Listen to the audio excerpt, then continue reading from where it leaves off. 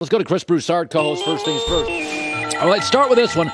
I said earlier, I don't know what to do on the Jazz-Dallas series. I have no idea. I have no strong conviction. I would if Luka was healthy. Now he's out game one, so give me an update. Like, is he going to miss 3 games in the series or what? No, you're right. I was with you. I had Dallas in this series, but if Luka's out, and they're going to be cautious as they should be. You know, they don't want this thing to become something that lingers over the summer, and then, you know, the question is for early next year when he gets back. So I think they're going to be extra cautious, and I wouldn't be surprised if he missed. You know, he's out for game one. I wouldn't be surprised if he misses, you know, a few more games and possibly the entire series, especially if they get down early and it looks like they can't come back. So they're going to do the right thing and be cautious with him. But if he can't play, I'm going with Utah. If he can and if he can be himself and get back early in the series, I still would like Dallas. Okay, you like Brooklyn. I like Brooklyn. You have more insight than I do on this.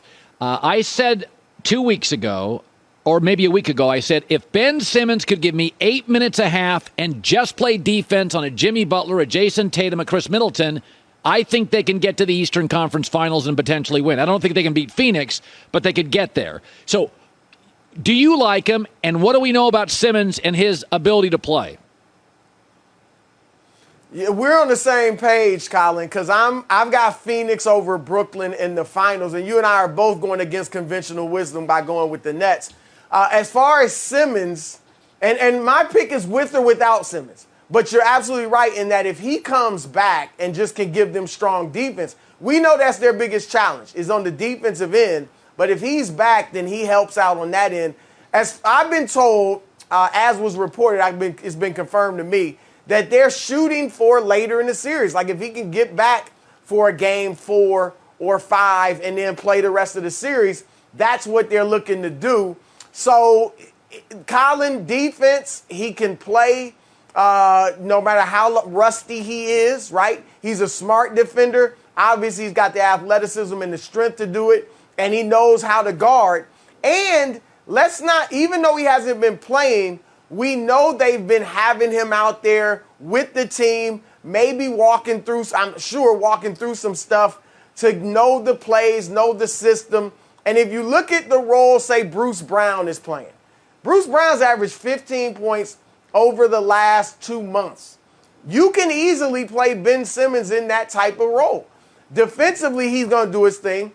And I'm not expecting a ton offensively, but he can get it in, push it in transition. We know that.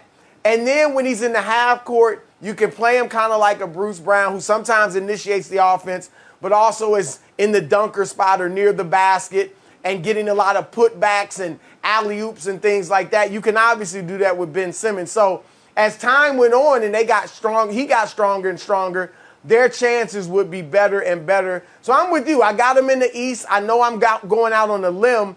But, Colin, they almost beat Milwaukee last year with Kevin Durant and James Harden playing on one leg. Yeah. That was it. They were up 2-1 when Kyrie went down in Game 4, and they almost beat them with Harden limping. So, yeah, I give them a great chance. Okay, so this is not a playoff question, but when you're in a city like Los Angeles and perhaps New York, Chicago, you can't be as patient. There's just too many options for people to do here. The Dodgers are great. The Rams are great. USC's got Lincoln Riley. LAFC's great. Beaches, mountains. There's too much stuff to do here. So the Lakers could be patient, bring back the whole crew next year mostly. And I'm like, you can do that. But if Kawhi Leonard and Paul George play, they will easily be the best team in town and the best NBA watch. And so my takeaway is the Lakers are going to do something big here. Give me light at the end of the tunnel for Westbrook. There's been rumors about what they can do. I do not think they'll sit idly and be patient and keep their first-round picks. My takeaway is they'll move those things. I keep hearing about the 2025 first-round pick or 2027. That's 5 years. Forget it. That's a different calendar. So I look at it and I think, big move coming. Give me an idea what you could do with Westbrook. Look, I think they're going to be able to trade him because no one is untradeable. I've covered the league for almost 3 decades, Colin, and I've learned no one is untradeable.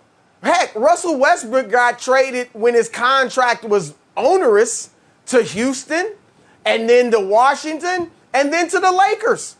And the contract was bad when he got traded in those situations.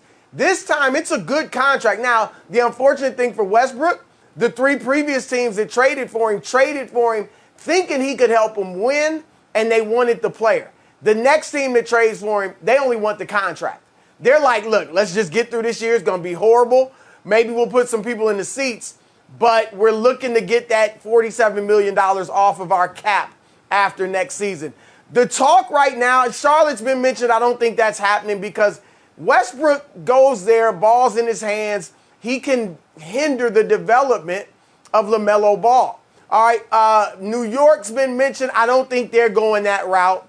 Indiana is the team that's out there that makes some sense because they've already started the rebuilding process, right? Domantas Sabonis, who's a very good player. They traded him an all-star, Karis LeVert. Would they give up Malcolm Brogdon and Buddy Hield for Westbrook for 1 year and then to go into free agency and clear their books and see what they can do? If the Lakers can get that, Colin, then they're in business. Yeah. Because I contend that LeBron and AD are still a foundation to a team that can contend for a championship. Now, I don't believe LeBron's going to win another championship. But with those two, and you add some pieces around them that can shoot the three, can guard, they've got, they'll be right there in contender status because the last time AD was healthy, they were pushing Phoenix. They were up 2-1 on Phoenix. They were in the regular season 21-6 when he got hurt early last season. And, of course, the year before they won the championship. So those two are still a foundation for success. You just got to build around them the right way. Hi, everybody. Thanks for watching. Subscribe here to get the latest from the show. Also, be sure to check out more of the best clips from The Herd or go watch a few segments from other shows on FS1.